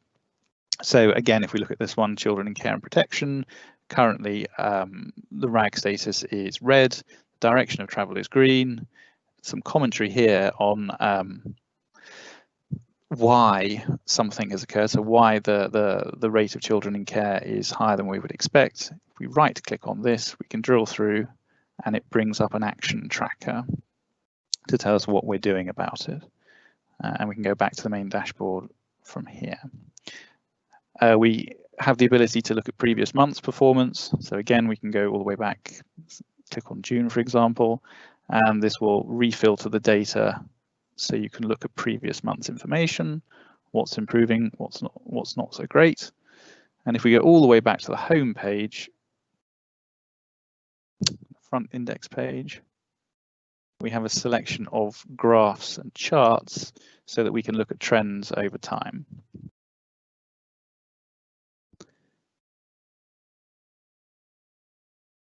Okay. And we are able to hover on these charts. And as it suggests, you can right click to drill through to get some more information. So we can see that the trend here is downwards, so we're losing less days to sickness. If we right click on that, we can drill through, go onto the data, and it will bring up some commentary. Well, in this case, there is no commentary, it's green, explaining why the situation is as it is. So that's a whistle-stop tour of the tool. This is the bit that sort of overlays that performance framework. These scorecards are available or will be available at all of the various meetings for people to look at, and the exceptions will get discussed. So, for example, this is the corporate scorecard here. Place scorecard here. And I think, you know, that an enormous amount of work has gone on to identify appropriate metrics for each of these. So we've got business partners going out liaising with the services to make sure we're capturing the correct information. We have background processes in place to make sure that information is collected within a 7-day time period at the beginning of the month. Commentary then flows in. We then collate the exceptions. Those then get discussed with the exec directors and ultimately then get filtered up through to SLT. So really the purpose of today is to give the committee comfort that the governance process is working appropriately and that we are building tools that serve that governance process. So I'm very happy at this point to take any questions, Chair. David, can you just remind me and committee members what is the process that has been agreed for reporting the information that you're collecting? So the governance process. Yeah. So let me go back to this slide here. So we have a proxy data warehouse. Essentially, it's a large collection tool we've designed in the background, whereby because we have multiple systems across the council at the moment, we haven't yet warehoused all of that information into one place. So we have a window between the 7th and the 14th of each month, in which time frame all of these services feed their various metrics into one central repository, and then the system that sits on top, the one I've just shown you, is called Power BI, and it pulls the information out of that central repository and flags the items that are read alongside the commentary. Is that okay? I'll phrase the question slightly differently then. So quarterly, you're going to be reporting to audit, quarterly reporting to place and resource, quarterly to people and health. Now, I presume, or I would hope, that you're looking at doing that as one large meeting rather than repeating yourself 3 times. So there is that's a very timely question, Chair. There was a conversation that began on Friday, in fact, to look exactly at that. Excuse me, I've got a bad network quality, so I'm just going to switch my camera off. We have started looking at that process and determining the best route into the overview and scrutiny committees. There's obviously a dotted line into audit and governance. That is because the purpose there is to provide assurance that the mechanism is working correctly, which is hopefully partly what we're doing today. But in terms of the overview and scrutiny committees, yes, I think that the hope is that we will be able to do 2 meetings, one with overview, one with scrutiny, but that is still pending discussion at the moment, so I cannot confirm that at the moment. Could you let us know as soon as you know? Absolutely. The concern that I've had is that we've got a system in place now which is good and allows the council, in essence, to keep an audit trail and keep on top of what is going on within the various directorates. And it's concerned me that the council, whether by desire or what, I don't know, is sort of trying to say almost that isn't for something for the Audit and Governance Committee to be doing or be looking at. And I would argue that actually it is. So perhaps you might want to take it away that the Chairman of Audit and Governance wants this type of reporting to come in quarterly. Now, whether that is just the council then adds the committee members of this committee to the invite that goes out to one of the other scrutiny committees, I'm fine with that, but I just don't think that audit and governance should be left out of this, and it should be considerably stronger than a dotted line. I'm very happy to take that back, Chair, and to feed that into those conversations. Just to reiterate, the point that Mark made earlier around the next steps for us in terms of the designing this process. We are looking to integrate the risk and control data into the framework as well. So those balanced scorecards I just demonstrated will have a risk element that sits beneath them. But yes, I will take that back. Okay, thank you. Right, you've got a couple of questions. First one is from Councillor Bill Pipe. Thank you, Chairman. I was a bit quicker with a thick finger then. Try saying that with no teeth. David, I suspect you'll be having lots of fun playing with your new tool. Is this something that Dorset Council has developed itself, or is it something that it's bought in? Hello, Councillor Pipe. Yes, endless hours of fun playing with the new tool. It's something that we've built in-house. So I mean, Power BI is an off-the-shelf product that you buy in, but the mechanics and the process that sit behind it are entirely built in-house. So yes, we haven't been out and procured a fancy performance system. We didn't see the benefit in that. This more than adequately does the job. Well, congratulations on that. I'm really suitably impressed. Now, you've touched on a few of the benefits for this and the advantages over the previous system that we have. Are there any hidden strengths yet to come out with this tool? Are you going to strengthen it, build it to do more things? It will trial. Yes, I mean it will continue to evolve. At the moment, we are building out the basics to make sure that we've got transparency and oversight across the council in terms of performance. But it does form part of a wider BI strategy that we're building out for the council. So we intend that once we've got trend information and back data, that we can start doing some more interesting work in terms of projecting forwards and doing some analysis with the information that we've captured. So yes, at the moment we are building out the basis for the reporting framework and making sure that we can adequately provide comfort that we're doing the things that we should be doing. But there's no reason that once we've got that information, we can't start to do some more interesting work with it. Okay, thank you very much. And I'm sure the chairman wouldn't mind me saying well done and pass on my thanks in particular, and probably those of the chairman, etc., to Bridget, yourself and your team. Thank you very much, David. Thank you very much, Councillor. Definitely, well said, Bill. Next question from Councillor Richard Biggs. Yes, I think perhaps the only thing I would say that could be developed or is missing at the moment is an actual link to the risk. Because obviously if something's got a red RAG rating, it's key to understand what mitigations are in place to deal with that, if it's a risk or if it's an issue. And likewise, if something is green, is that because we've been doing really well on our opportunity management? I think that's, I know, consciously you don't want to make it too complicated, but I think it is perhaps something that's wasn't apparent from the presentation that's embedded at the moment. Thank you. Thank you, Councillor Biggs.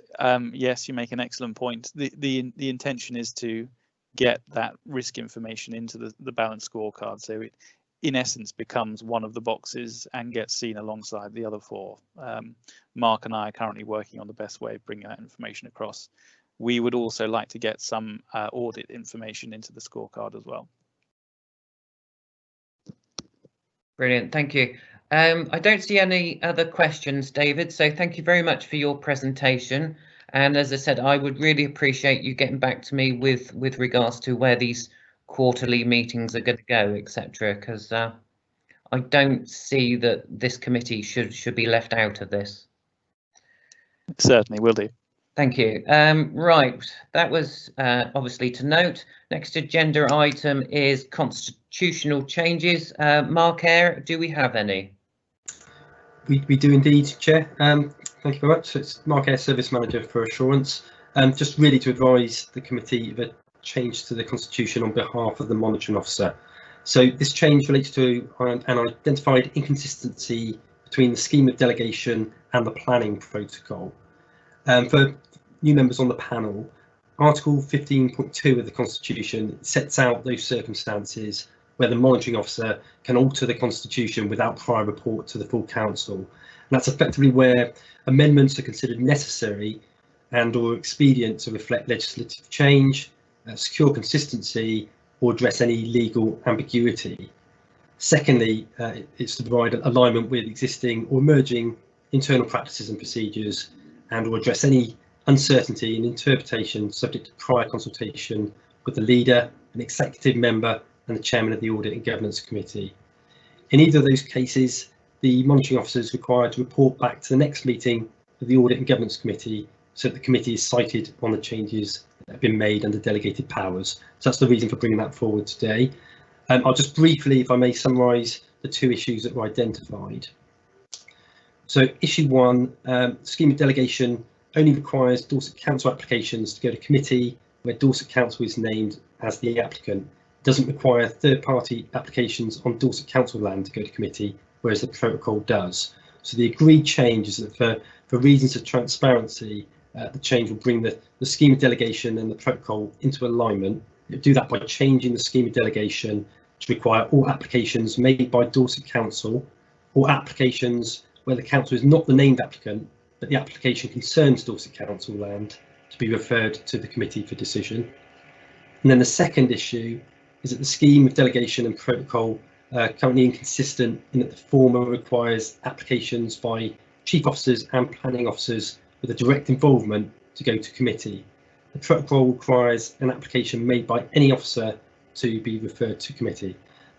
The change in that respect is that the scheme of delegation and protocol will be aligned by amending both, so that applications by the following must be reported to committee for decision and not dealt with under delegated powers. So the following being chief and deputy chief officers, so that's the chief executive, executive directors, the monitoring officer and corporate directors, heads of service, and any officer whose work routinely involves them in advising on planning matters.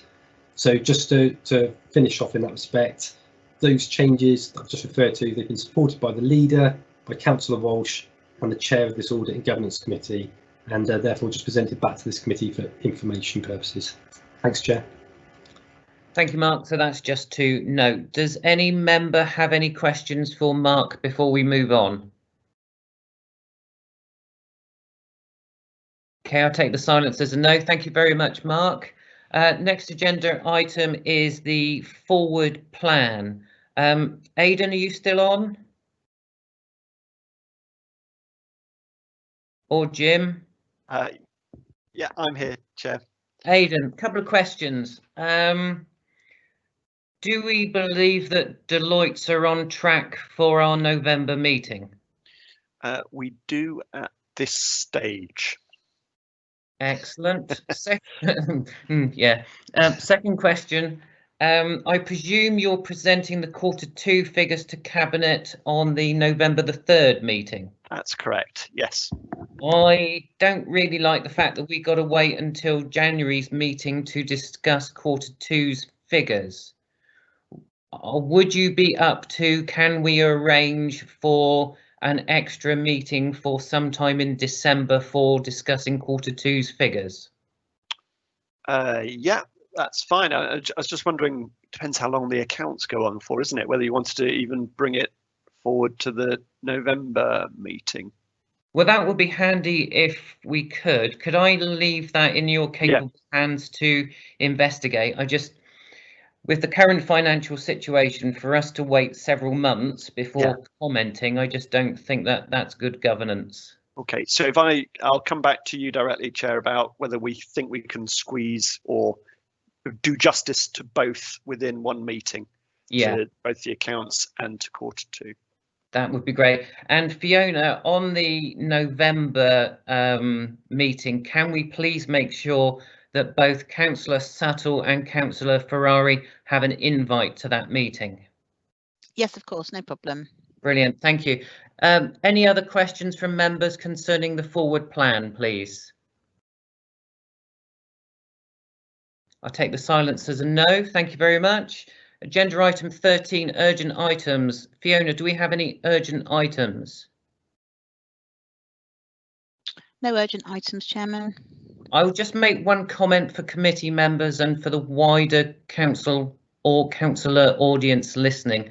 Can I please remind members that their register of interest must be kept up to date? It's not something you fill in once and then forget for 5 years. So if there are any changes in your circumstances, do make sure that those changes happen. Thank you. I believe that is it. We have made it through and we have been broadcast live.